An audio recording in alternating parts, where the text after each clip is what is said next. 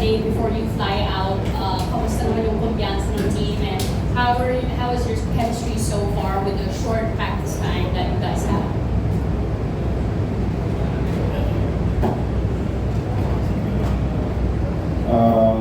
Ano naman, kumpiyansa naman kami in terms sa chemistry. Kasi nagkasama naman kami sa World Cup, sa SEA Games, Asian Games. So, sa chemistry, madali lang, pero yun na, meron kami short term lang yung preparation. Kaya, ngayon, we're making the best out of it yung oras namin. Thank you, CJ. We will have a nameplate, of course, for Jamie. Again, questions from members of the media, just raise your hand. We will hand you over the mic. CJ, kamusta ka naman? Nakagaling mo lang sa finals MVP, nakapagpahinga ka na ba? At kamusta naman yung mindset mo coming into this first window after kayo ng champions?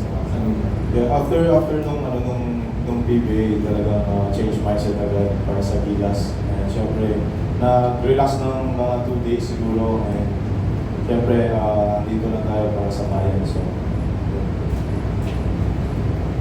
alright, more questions? Check battalions from ABS-CBN. For Kai, wala si Junmar para sa game, sa first game niyo. Are you ready para sa mas malaking workload? And of course, si Adrian is I don't think hindi siya available. Yeah, always. I think big props kay Kuya Jacket there to step in pala for that spot, and next man up lang siyempre sa lahat ng players. We're missing 2 key players, so the rest will have to step up, and everybody's ready to step up pagdating sa parating na window. We have confidence sa team na ulit. More questions? You only have them for 15 minutes, so... Rafael Banday, PTV4. My question is also for Kai. Nung huling beses na na-interview kita before yung All-Star game ng B-League, sabi mo isa sa mga pinaka-excite mo about being part of Gilas is being able to play under Coach Tim Cone. So ngayon, meron na kayong ilang practices. How's the experience so far? Sobrang dami ko na natutunan ni Coach Tim. Kahit dati pa yung dad ko naging player ni Coach Tim, and dami ng story. Really good stories about Coach Tim, and ako na witness ko siya ng player na ako under him, and yun, sobrang dami ko natutunan. And I think lahat kami sa short period of time, ang daming natutunan, and maraming kami i-apply pagdating sa game na parating. Thank you. Next, just grab the mic. Anyone? I'm Mr. TJ Pineda. Question ko kay Kaden. Sa ngayon, maganda yung karera mo pagdating sa Gilas. So, may future plans ka ba? Kasi nga, kasama pa rin ba yung NBA doon sa mga plano mo? Siyempre, hindi na mawawala yun. Pero ako, one step, kahit lang naman. So, right now, focus muna ako ngayong window, then kung ano na mangyari after that. Pero ngayon, focus na ako sa mga practices and kung sa next 2 games na.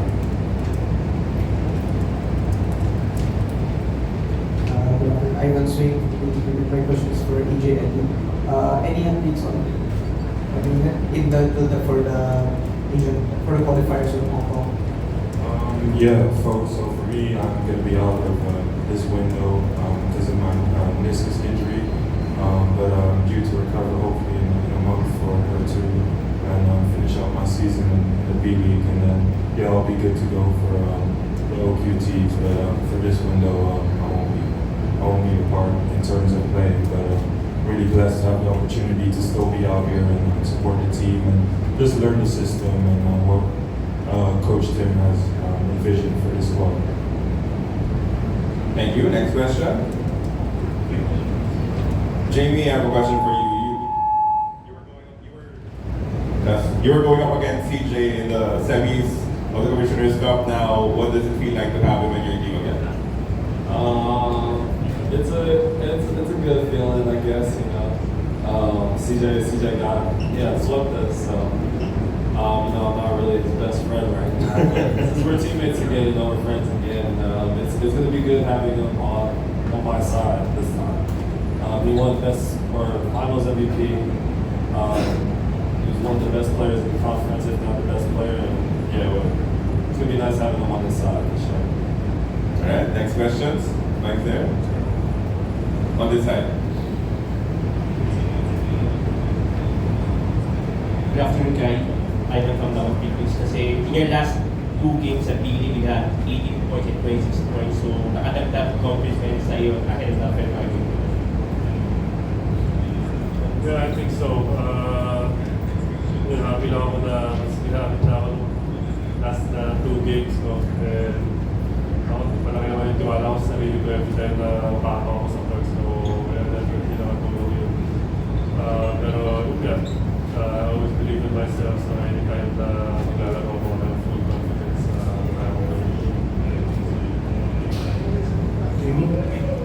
Jamie, you had a scary fall in your last game conference. So how's your recovery, and was there any concern that you were going to make it here with the first game? Yeah, it was just something, you know, I just sort of take a couple of weeks off and just rest. I had a couple of weeks off since losing the playoffs, so I had maybe 2 weeks to rest. And now, since being in practice, it's just been like a consistent grind to get to that level again. But yeah, I've been working, and I'm feeling a lot better now. I'm excited. So, yeah. Ito for anyone.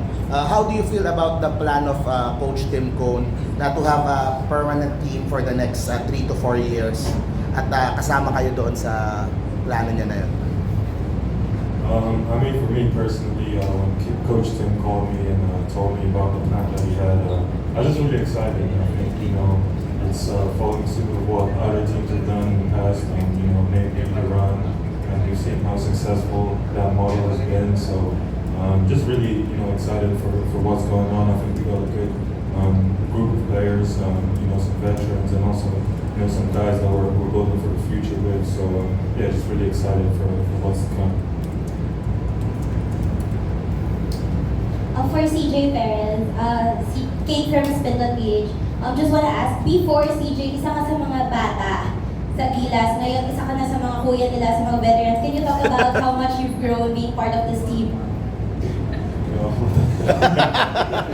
Actually, hindi ko naman ganun ka veterano, pero syempre I'm still learning sa basketball talaga, and sa pamamagitan ni Coach Tim, mas improve ko ba yung sarili ko as an individual and syempre as a basketball player. So ako naman, sabi mo as a matanda, syempre di ko naman masyadong kabisado yung system pa ni Coach Tim. So kumakabot pa rin ako kay Jamie Presscon. More questions? That side?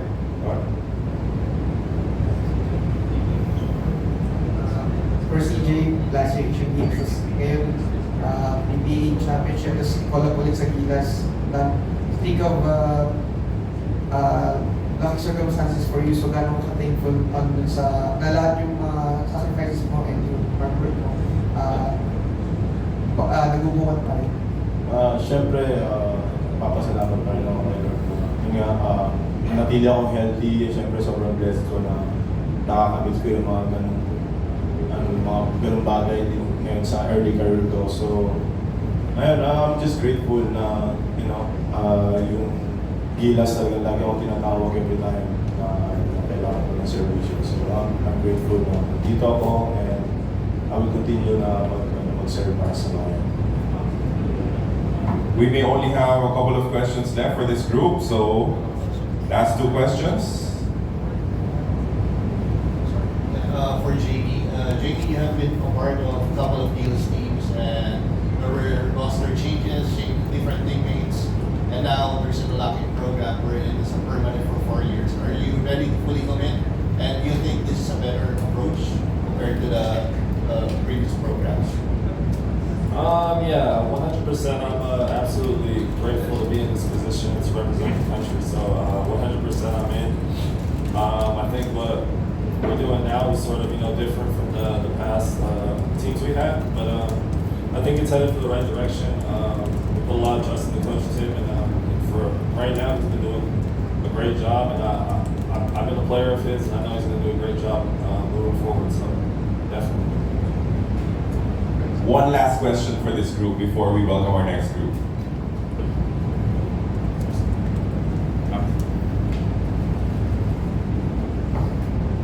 I'm Ria from Radyo Pilipinas Philsports. Jamie and CJ. Justin Brownlee is back, and you'll be playing with him again. You're in the national team. How are you feeling? Really well. I'm on a team, my club team with Justin, and you definitely feel his presence not having him. So just to be able to say he's back in the country, back playing again, back playing for Gilas, it's an amazing feeling. It's amazing to have him back. I'm sure everybody at home is just absolutely excited to have him back. So definitely gonna be a good feeling. Yeah, sobrang saya namin na nakabalik na si Justin. And syempre, malaking bagay siya dito sa program ng Gilas talaga. And syempre, malaki yung may contribute niya dito sa nakarang Asian Games, and hopefully mag-dire-diretso yung panalo. Alright, thank you everyone. Thank you to this group, Kai Soto, AJ Edu, Jamie Malonzo, and CJ Bennett. Thank you guys. And we will have our next set of players coming up right after. Good afternoon, Ivan Swing from Philippines. First question is for DQ. Bilang nakapag-overseas competition ka na with Stronghold, sa tingin mo gano'n ka yung naging growth mo as a basketball player heading into the qualifying window na? For me personally, sobrang laking growth with the summer, knowing na yun, Coach Tim, yung nakasaroon sa environment namin is sobrang mga pro na mga professional. I think, i-gel ko lang kung ano yung pwede kong matutunan sa kanila. Kung ano yung pwede kong makuha ng learning sa qualifiers, i-apply ko na sa sarili. Next question. Rafael Conteral from PTV. For my question is for Justin. Justin, I'm pretty sure the past few months have been very stressful, but it also allowed you to get a long break. So do you think having that time to rest and kind of heal up will benefit your game? Yeah, I think so.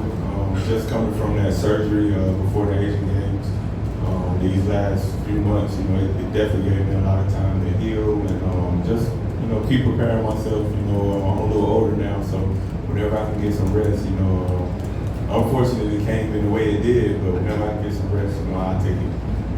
Thank you and welcome back. Next question. Chris, I have a question for you. Of course, you weren't able to play for the World Cup the last time out, but now you've committed to this next set of years. Just tell us about your commitment to the squad, saying yes every time the coach did call. Yeah, I said it from the beginning. Once I became eligible, SBP, they were able to fight for me and get my eligibility cleared to play internationally. And from that point on, I said any competition that you need me, I'll make my services available. And I'm staying true to that commitment.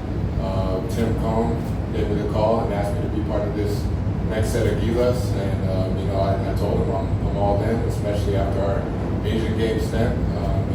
It's nice to run it back and see what we can do, especially with the young guys coming up. So it's going to be a great journey to be witnessing the future that's coming right before us with these two guys right here. Of course, we got JB, so it's going to be exciting to be a part of this program for the next years to come. Which young guy is your favorite? I'm just kidding. Next question. Any questions?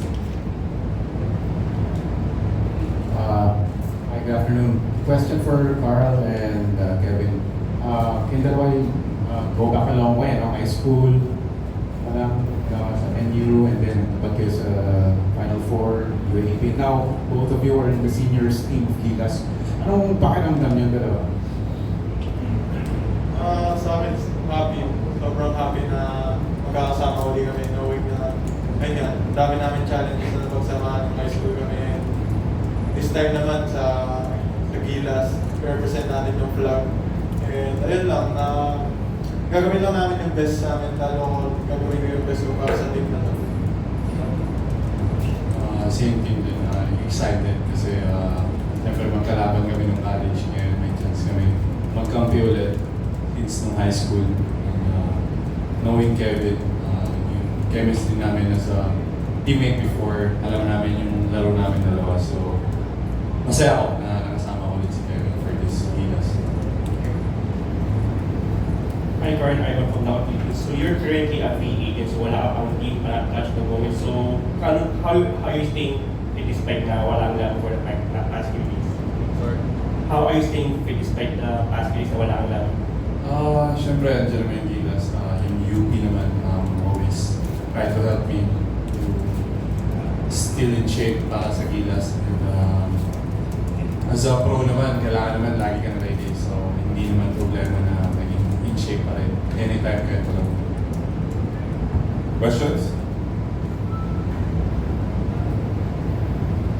Question is for Justin Bradley. What was it like getting back on track with the Gilas program, especially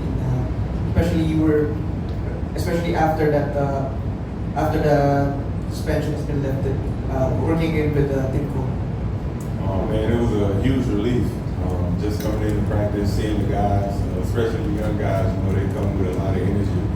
But just being able to be back in the country and be around the basketball atmosphere, I just think it was just great. It was just a huge relief, and definitely ready to put the suspension and the ban past me, and just looking forward to moving forward. Go ahead, more questions? That side? Any questions from that side? Because if you don't ask questions, we will have to let them go. One more question from Ivan. So for Kevin naman kasi nga you played alongside Andre Dash, dating Gilas, Dwight Howard, dating Team USA, nag-champion sa Olympics. So what are the lessons that you learned from him na dadali mo rin sa February? To stay ready lang na to play your role, be star in your role, and then new sets of teammate naman to, natutunan ko na Kuya Dwight and Kuya Andre. Sobrang daming lesson, sobrang daming learnings na pinagdaanan. Pero this time, ibang professional na yung mga kasama ko. So, focus ako kung sino yung kasama ko ngayon, ikaw na yung magdalaban natin. Chris, it's been a grueling season so far. You've been playing the PBA and ESL.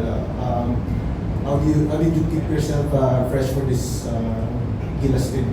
First window. Yeah, it's been a crazy schedule for us. It's the first time for me to play ESL and of course PBA. It's two different styles of play, but of course you really have to balance working hard and working smart.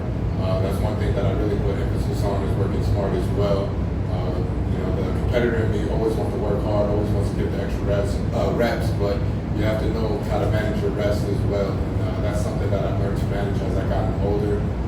And that's something that I've learned from the people that came before me as well, to manage your body and take care of your body, because you have to be available, and that's the number one thing, is making sure that you're healthy enough to be available to play and to put minutes on the court. Justin, when you talk about the young players in this team, like Carl and Kevin, and of course AJ, what can you say about them? What's your impressions in practice? And oh man, it's a treat. They're a treat to compete against in practice. They're a treat to just see, the energy and the skill set that each one of those guys have. I think Philippine basketball, is definitely heading the right way, and it's going to be in great hands for those guys. And I just look forward and just keep competing, and whatever tournament comes up, I think they're going to do incredible. And I think it's just a ton of potential that they're representing the Philippines in a great way. Questions? That's it. That's it.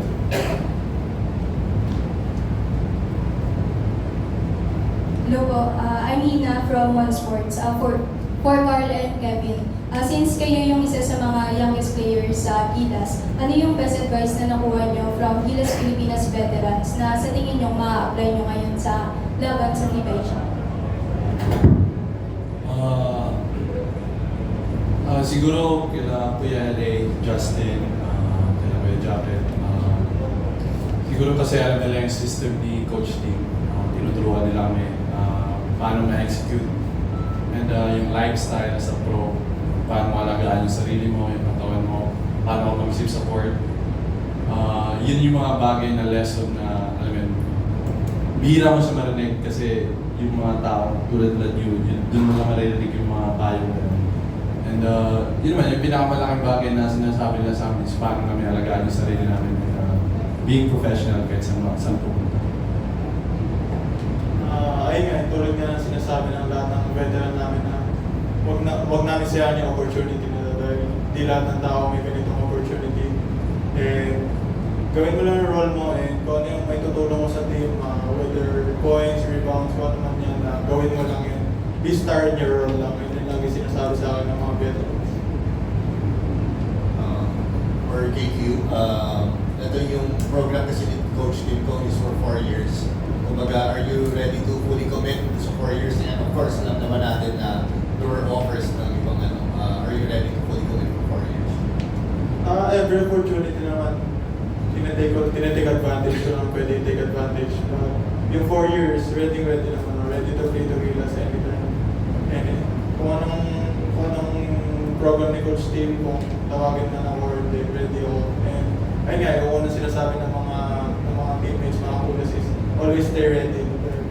Ayun nga, anytime pwede kang matawag. Questions? KQ, Coach Tim always has a special part of his heart with big men who know how to pass. Shout out Joe Devans. How excited are you to be part of the system and learn from Coach Tim? For now, sobrang nag-a-adjust ako sa system ni Coach Tim dahil nga, galing college ball, power forward na ako eh. Yung sinasabi nga ni Coach Tim, kailangan may versatility ako sa positions. So, ginagawa ko lang yung best ko, sinasokin ko lahat ng sinasabi niya and the opportunity na binibigyan niya, hindi ko hinahayaan ko wala sa akin. Justin, it's going to be your first games in months against Hong Kong, so do you expect yourself to be a bit rusty for that game or you're ready for that and be seeing the full Justin Brownlee that we've seen over the years? Well, I hope. But of course, I don't expect to play, at my best. But I think in due time, I can get back to that level. I am a little bit older, but I still think I got a lot left in the tank. But coming up versus Hong Kong, hope it's no rush. Alright. Of course, yun nga nangyari sa Rokyo na-release na. So is this some kind of a redemption tour for you? Na you have something to prove after, medyo nawala ka sa Japan? Hindi naman. Pumunta ako dito para to serve ka. It doesn't matter what happened in my career. I'm here to help the team. Whatever happened, kung ano man maging role ko, yun naman yung goal ko. So, I'm just grateful to be here, to be part of Gilas. One last question. Anyone? 5, 4, 3, 2. Of course, we know how happy you were with that win. Ngayon naman, paano mo dadalhin yung experience na yun as a player for Gilas Pilipinas once again?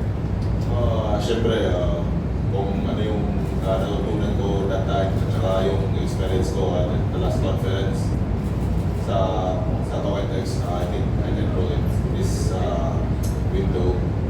Siyempre, having these guys knowing what they can contribute sa team.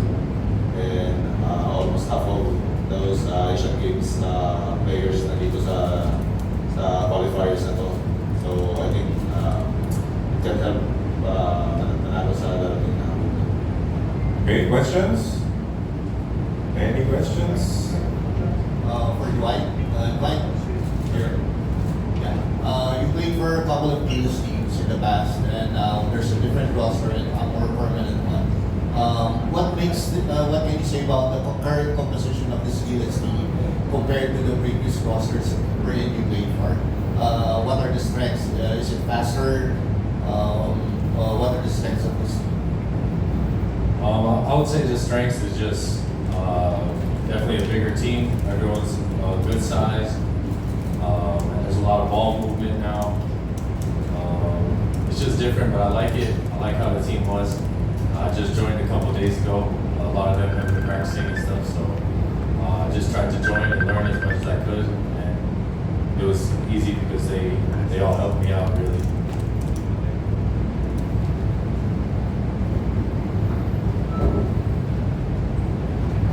Question for Scott. Ivan Su. Now na nakabalik si Brown sa practice mo in Ginebra and Gilas. Tanungin ko lang kamusta naman yung naging practice session siya with Justin Bacatay. First of all, kamusta naman kami for having us here dito lahat. And yun, iba yung feeling na syempre masaya kami na nakabalik na si Justin and of course si Gilas in Ginebra.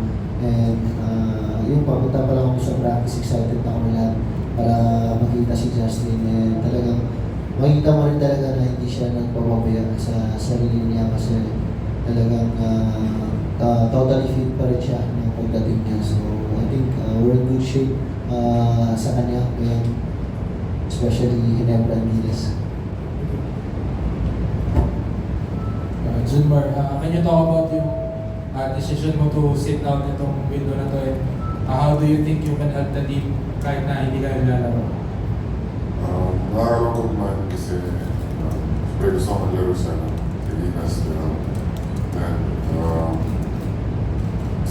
ano ng doktor na ipapahinga, pero ginagawa ko naman yung best ko na sana magkilagan yung para makahabol ako sa mga practices.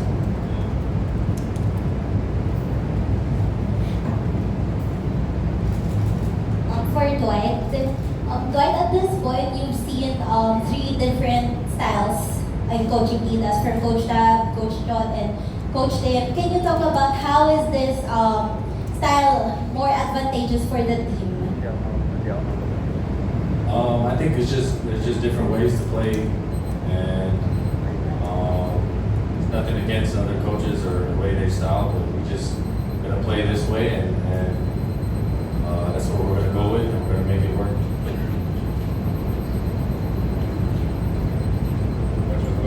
Junior, may namang timetable kung ilang minuto magpapahinga? Sabi mga 2 weeks daw, so sana mabilis. So, malilapit ka next conference, simula?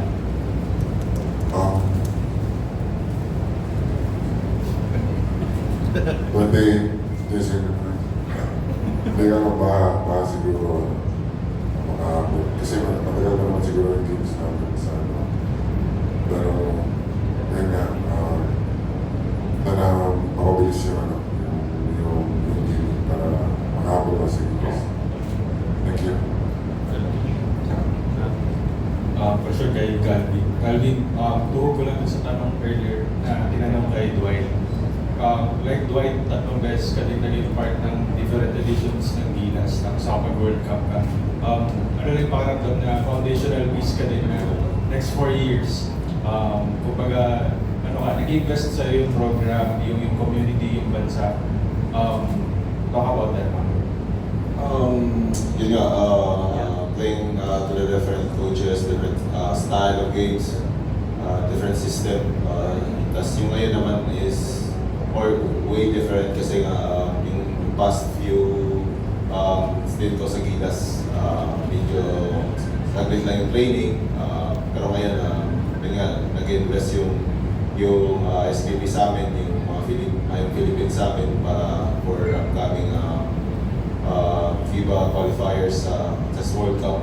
So I think mas maganda to kasi magkasama-sama kami.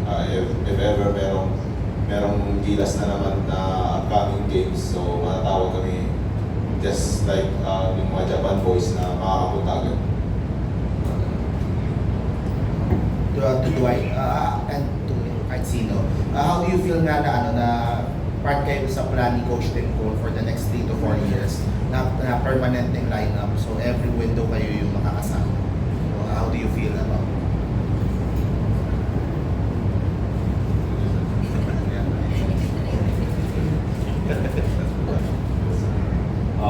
feels good. I think it's a good idea to keep everybody the same. Of course, there's things that would come, like if someone gets hurt, they're gonna need a replacement. But to keep mostly the same players every time, and it just helps you build from window to window, and the chemistry is always gonna be there. It's not new people coming in, and you gotta figure out how to play with them. So I think it's a good idea, and it'll make it work for the next 4 years.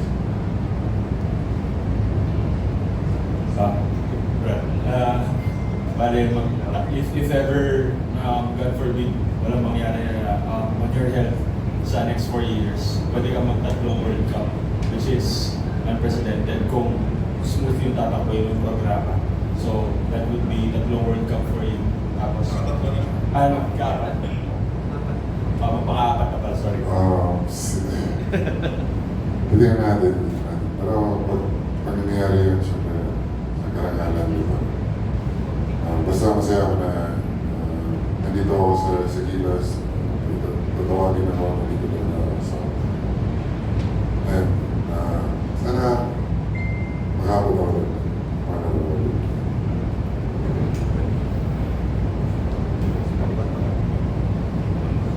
Any more questions? For after the first window, you also be part of the OQT. You've been there before. What can you say about the chances there? I know it's going to be difficult. What can you say about your chances? I think, yeah, no, I didn't play the last OQT, but I was there, and a lot of the teams send their top teams because it's like their last chance to make it to the Olympics, and so I think we got a good chance because we're going to be practicing. We got this window to prepare a little bit, but I think it's really hard still because I think you have to win like pretty much all the games. So still looking forward to it, and we're going to keep building up to that. Questions?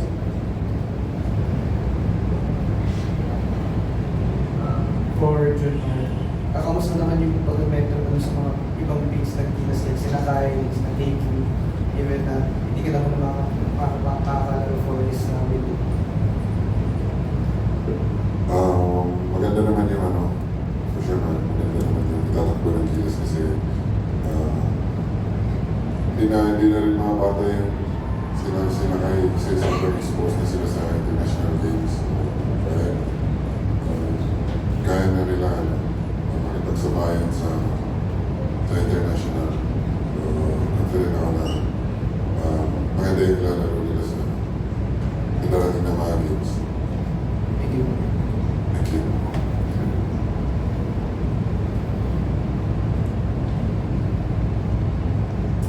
Any more questions? Scotty, Calvin. Medyo matagal-tagal din yung pinahinga nyo kasi na umaga yung bakasyon sa PBA. Gano'ng kalaking bagay yun, not only dito sa PBA, pati sa FIBA, na nakapagpahinga kayo kahit paano after nung medyo mahabang paglalaro, World Cup, Asian Games? Mas mahaba daw yung pahinga mo. Ako? Siyempre, yun nga, as an athlete ka, yun yung pinaka-importante, yung pagpahinga. Paano mo i-recover yung sarili mo after yun nga, bugbog na mga laro. So, yun nga yung pinaka-importante sa sarili namin kung paano na may manage yung health namin to have a healthy conference or healthy like this na may Gilas call-out. So, yun nga, ayaw man namin malaglag ng maaga, pero yun yung nangyari. So, napapahinga naman ng maayos. Sinabi mo natin talagang we have to keep our discipline, no? Kahit na-out kami maaga, kailangan pa rin namin na kahit nagbabakasyon kami, kailangan pa rin namin isipin yung next step namin sa career namin, and yung pagiging in shape pa rin, no? Kahit pa paano nakakatakbo, nakaka-workout, kahit papitig-pig, very crucial sa amin. So, especially ngayon, alam na namin, thinking of the bigger picture, no? Every time ma-out kami, sa conference, sa PBA, we know na there's a Gilas coming para sa amin. So, kailangan ready kami palagi. For Scotty, Kate of Spin. Scotty, isa ka sa mga may pinakakabisado ng style ni Coach Kim dito sa roster na to. Paano po tinuturuan, especially yung mga bata? Unang-una, syempre, pinapakita ko sa practice kung ano yung mga tamang gawin bago ako mag-turo sa kanila. So, very crucial yun, like, para makatulong kay Coach Tim. Sobrang bilis naman nila turuan kasi lahat na nga dito ngayon, very high basketball IQ. So, actually, nagulat kami kahit paano mabilis yung progress sa system ni Coach Tim. But, always na sinasabi ni Coach Tim sa amin na iniisip namin bigger picture ahead, hindi lang ngayon. So, long journey to para sa amin, matagal pa kayo magkakasama. So, failure man or success, talagang dapat stay together, stay together. Calvin, last conference, lumagaling ka rin from the PBA to the EASL. So, paano nakatulong yung lalagaling from the PBA to the EASL and look at right now? Ang hirap eh. Ang mahirap yan eh kasi yun nga, nahahati yung focus ko, especially yung team Tokentex team namin. Nahahati yung focus sa PBA, na conference sa PBA, at saka yung sa ESL. Pero yun nga, it's part of our job. Kaya talagang trinabaho namin. At saka nakakapagod man, pero yun nga, as a professional player, yung trabaho mo talaga yun eh. So, yun nga, sabi nga din sa atin, yung time management, kung paano mo i-handle yung health mo, looking for a better and healthier conference. Last call for questions. No further questions. Thank you so much, Scotty Thompson, Dwight Ramos, Calvin Octana, and June Marco Hardo. One more set of panelists will be waiting for us, so stick around just a little bit. We'll welcome them inside. Maraming salamat, guys.